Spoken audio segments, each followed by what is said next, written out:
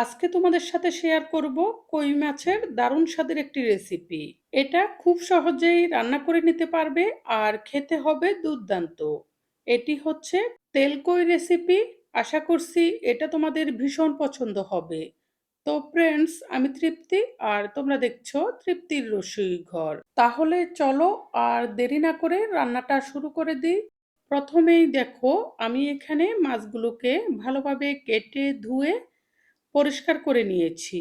দুঃখিত, মাছগুলো কাটার সময় তোমাদেরকে দেখাতে পারিনি।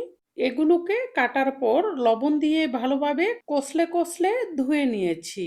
এখন এখানে আমি হাফ চা চামচ লবণ এবং হাফ চা চামচ হলুদের গুঁড়ি দিয়ে দিব।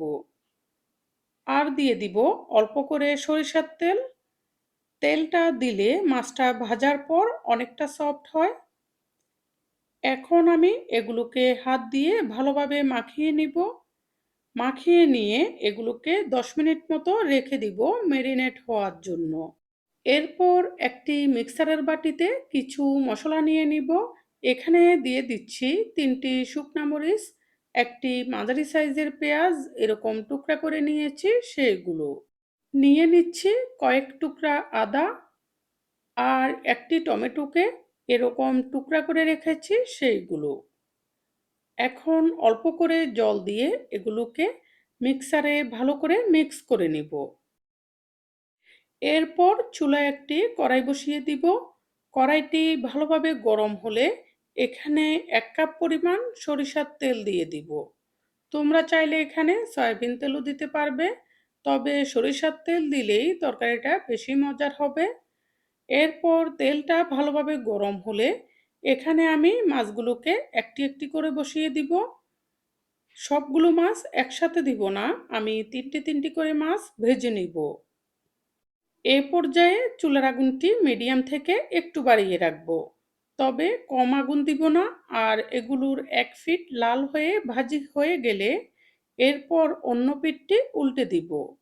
বারবার উল্টাতে থাকলে মাছগুলো শক্ত হয়ে যাবে, এগুলো খেতে অতটা মজা লাগবে না। এভাবে ভাজলে মাছগুলো উপরে লাল হয়ে যাবে আর ভেতরে কিছুটা নরম থাকবে। এই মাছটা পরবর্তীতে তরকারিতে খেতে অনেক সফট লাগবে। এভাবে মাছের 2 পিঠ লাল হয়ে ভাজি হয়ে গেলে এগুলোকে আমি কড়াই থেকে নামিয়ে নিব।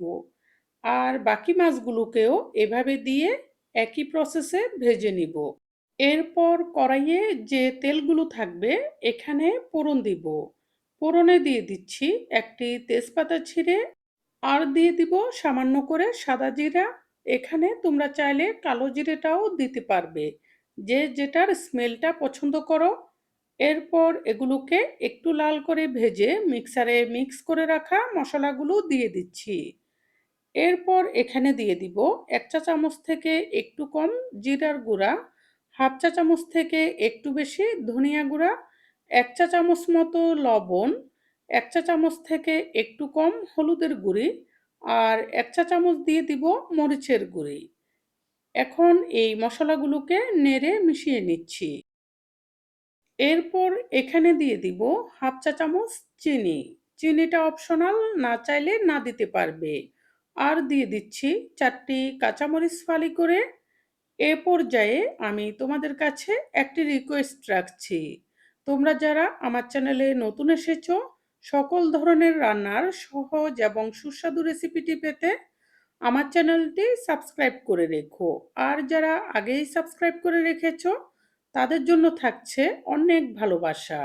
এখানে মশলাগুলোকে চুলার আগুন মিডিয়াম থেকেও কমিয়ে রেখে আমি এগুলোকে ভালোভাবে কষিয়ে নিয়েছি।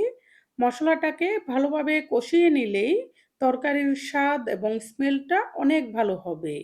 লাল লাল করে কষানো হয়ে গেলে এখানে আমি ঝোলের জন্য পরিমাণ মতো জল দিয়ে দিয়েছি। জলটা দিয়ে এগুলোকে নেড়ে ভালোভাবে মিশিয়ে দিয়েছি, যাতে করে মশলাগুলো কোনো প্রকার দলা পাকিয়ে না থাকে। এরপর এখানে মাছগুলোকে একটি একটি করে বসিয়ে দিয়েছি। এখন চামচ দিয়ে এগুলোকে নেড়ে ঝোলের সাথে মিশিয়ে দিচ্ছি আর ভালোভাবে ফুটে ওঠার জন্য অপেক্ষা করব। ফুটে উঠলে এগুলোকে ঢাকনা দিয়ে দিব। ঢাকনা দিয়ে চুলার আগুনটি ডিম করে এভাবে 10 মিনিট মতো বসিয়ে রাখবো। 10 মিনিট পর ঢাকনাটি তুলে নিব। তরকারির রংটা দেখেই বুঝতে পারছো এটা কতটা মজার হয়েছে। এখন চামচ দিয়ে এগুলোকে আলতোভাবে একটু নেড়ে দিচ্ছি। এরপর চুলার আগুনটি বাড়িয়ে দিয়ে এগুলোকে একটু ফুটিয়ে নিব। একটু ফুটিয়ে নিয়ে চুলার আগুনটি নিভিয়ে দিব আর গরম চুলার উপরে এগুলোকে কিছুক্ষণ রেখে দিব, কিছুটা ঠান্ডা হওয়া পর্যন্ত। এরপর একটি বাটিতে ঢেলে নিব আর এগুলো পরিবেশনের জন্য সম্পূর্ণ প্রস্তুত হবে। রেসিপিটি কেমন লেগেছে অবশ্যই কমেন্ট করে জানাবে। যদি রেসিপিটি পছন্দ হয়ে থাকে লাইক, কমেন্ট এবং সাবস্ক্রাইব করে সাপোর্ট করবে আরও নতুন নতুন রেসিপি উপহার পাওয়ার জন্য। এই বলে আজকের মতো এখানেই বিদায় নিচ্ছি। পরবর্তীতে চলে আসব নতুন কোনো রেসিপি নিয়ে। সেই পর্যন্ত সবাই ভালো থেকো।